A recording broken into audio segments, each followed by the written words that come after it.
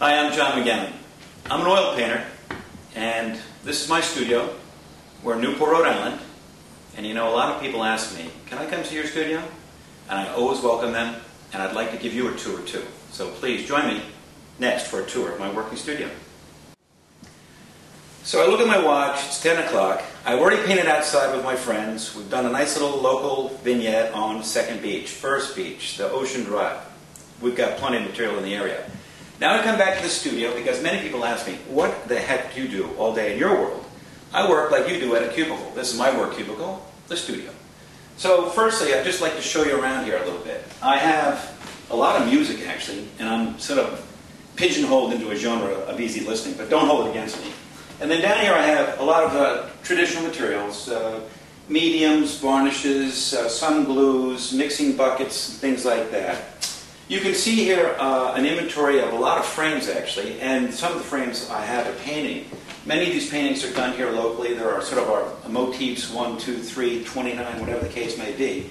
But the good news is that here in Rhode Island we have a great source regionally of handmade frames, which is a good quality frame that I ordered. This is a 10 by 20, but this frame is beautifully made. It's a 23 karat gold, and you can tell that the detail is finished. This is handcrafted. This isn't pinned together at Benny's. And here is a a metal leaf frame. This is an imitation of gold leaf.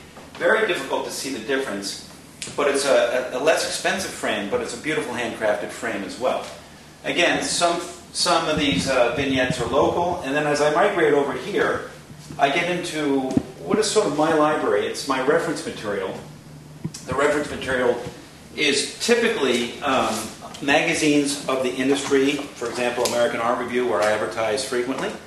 And I look at a lot of peers and also, I'm sorry to say, dead artists of the past, and reference their paintings. And then I have a lot of maritime information here. Anytime I get a good picture of a sailboat, because I'm a sailor and ocean racer, and I do a lot of maritime paintings, there's nothing like referring to a photograph that shows water, wind, the sheer of a boat, because that's so difficult to draw. But we reference it all the time, so I keep a pretty large running library of the material. And then here, well actually here, this is a print of mine. This is a giclée print, a nice word for a computer offset print. This is on canvas, and it's framed, and this is available for sale on my website. You can look at that later. Here's another version of it actually on paper. That's also available on the website. But what I really wanted to show you was down here. This is a material that I use for in-the-field painting. This is what they call a pochade box. You can see that it has all the materials necessary for going out in the field, putting in a little blank panel that we paint on, for example, like this, putting it in there, painting the painting, closing it up, bringing it home, and it being wet paint, surviving the transport back in the car, up the staircase, and back to the studio.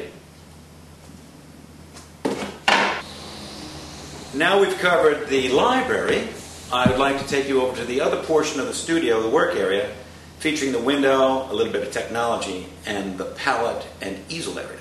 Join me there next.